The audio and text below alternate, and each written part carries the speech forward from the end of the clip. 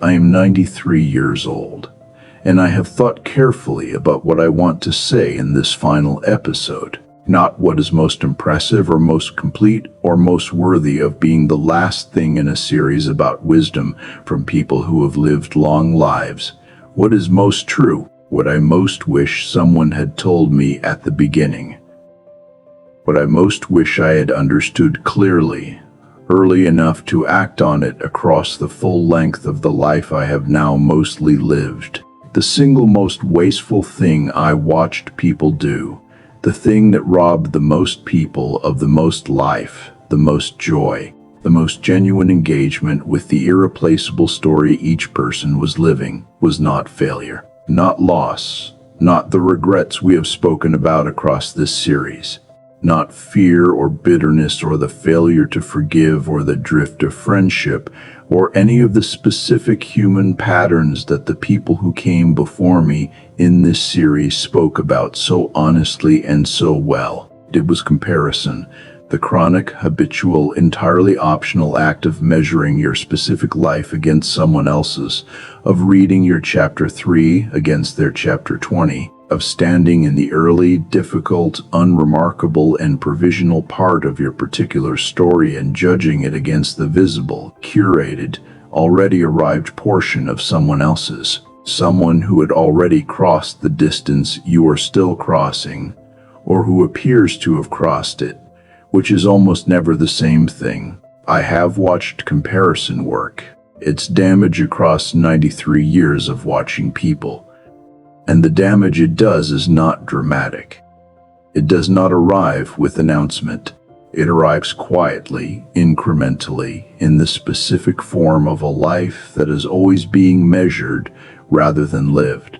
A story that is always being read against someone else's rather than written. A person who is always in the middle of their chapter 3 and always comparing it to the visible chapter 20s around them, and who therefore never inhabits chapter 3 fully enough to write their way through it and into the chapters that are waiting, because chapter 3 is where the story actually gets written.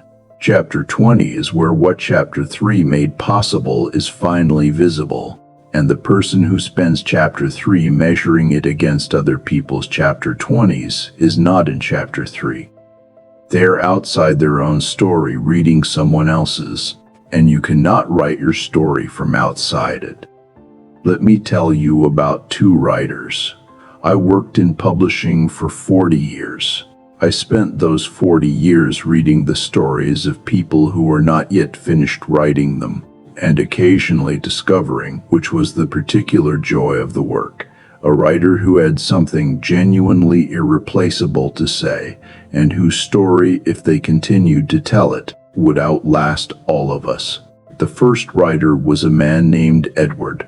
Edward had been writing for 15 years when I met him, had been published but not recognized in the way he had hoped, and was, by his own account, losing faith in the specific story he was trying to tell. Not because the story was wrong, because the people around him appeared to be further along in theirs.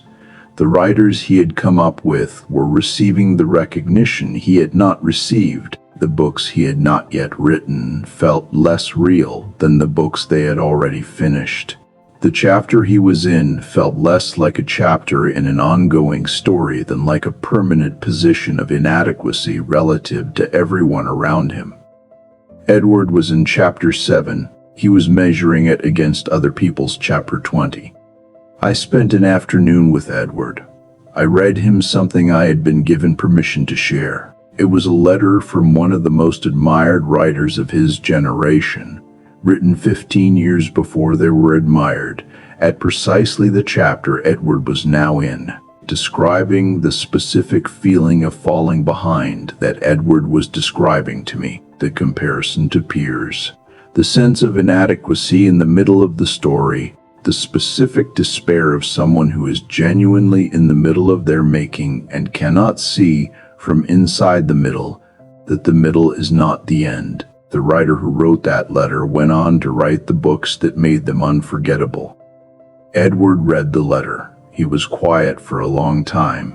Then he said, "They felt this too?" I said, "Everyone at chapter 7 feels this. The ones who became chapter 20 wrote through it rather than comparing their way out of it. Edward wrote through it. I watched him do it across the next decade. He became, in the end, one of the finest writers I ever worked with, not because the comparison stopped. It never entirely stopped, but because he learned to return again and again to the story that only he could tell. To write chapter 8 because the story required chapter 8, not because someone else had already written chapter 20. The second writer was a woman named Sarah. Sarah had the kind of natural gift that made other writers uncomfortable, not because she was superior, but because the quality of her attentiveness to the world was visible in everything she wrote, in a way that felt irreplaceable and specific to her, in a way that could not be replicated. And Sarah compared herself constantly, not to people further along, to people who seemed different, who appeared to write with an ease and a confidence she did not feel, who seemed to inhabit their work from a position of assurance that her own perpetual uncertainty made feel alien and desirable. She had the wrong comparison entirely. She was comparing her inside to their outside, her uncertainty to their apparent confidence, her real, lived, ordinary experience of the creative process to the polished surface of what they produced when the process was done. I told Sarah once, "The uncertainty you feel is not a symptom of your insufficiency. It is a symptom of your seriousness. The writers who feel certain are not the ones doing the most important work. They are the ones who have stopped asking the questions that make the work matter." She looked at me for a long time. Then she said, "I thought everyone else knew what they were doing. No one knows what they are doing. Not at chapter 3 and not at chapter 20. The ones who appear to know are the ones who have learned to act from the middle of not knowing rather than waiting for the knowing to arrive." 3 things. From 93 years of living and 40 years of watching stories get written, abandoned, revised, and finished. First, you are always in the middle of your story. This is the thing comparison most consistently prevents. Not the finishing of the story, the living of it from inside it, with the full inhabiting engagement that the current chapter requires. Chapter 3 is not a lesser chapter. It is not an inferior place to be in the story. It is the specific, irreplaceable chapter in which the foundations of everything that will matter in chapter 20 are being laid, whether or not they are yet visible, whether or not they look from the outside like anything at all. The most important chapters in most lives are not the ones where the visible success arrived. They are the ones before it, the ones that look from the outside like nothing is happening, the ones where comparison is most tempting because the visible distance between your story and someone else's is at its most apparent. Those chapters are not evidence that your story is insufficient. They are the chapters in which your story is being made. Be in them. Fully write them, not with one eye on how someone else's chapter looks, but with the full, undivided attention of someone who understands that this chapter, this specific, provisional, uncertain, apparently unremarkable chapter, is the only place your story is actually happening. Second, the visible chapter is never the whole story. The chapter 20 you were measuring yourself against did not come from nothing. It came from chapters 1 through 19 that you did not see, from the specific, individual, unremarkable, sometimes humiliating, often uncertain chapters that the person in chapter 20 passed through before they arrived at the place that now looks like arrival. The letter I showed Edward was the evidence of this. The admired writer who wrote it at precisely Edward's stage, describing precisely Edward's feeling, had been completely invisible to their peers at that moment. What was visible was only the distance between where they were and where others appeared to be. What was not visible was the chapter they were writing that would be the foundation of everything that followed. What you see when you look at someone else's chapter 20 is the surface of a story whose depth you cannot see, the 10,000 hours of the private practice, the specific, necessary failures, the chapters of doubt and of revision and of beginning again. The particular inner work that does not appear in the visible output, but without which the visible output would not have been possible. You are comparing your full story, with all its uncertainty and its visible inadequacy and its chapter 3 roughness, to the polished surface of someone else's chapter 20. That comparison is not between equal things. It is between your inside and their outside, and it is always unfair to you, and it will always make your story look less than it is. Third, your story cannot be told at someone else's pace. This is the most practically important thing I know. The pace at which your specific story unfolds is not a measure of its quality or its ultimate worth. It is a feature of the specific material it is made from. Some stories unfold quickly. Some unfold slowly. Some have long preparatory periods that look like nothing, and then sudden, transforming arrivals.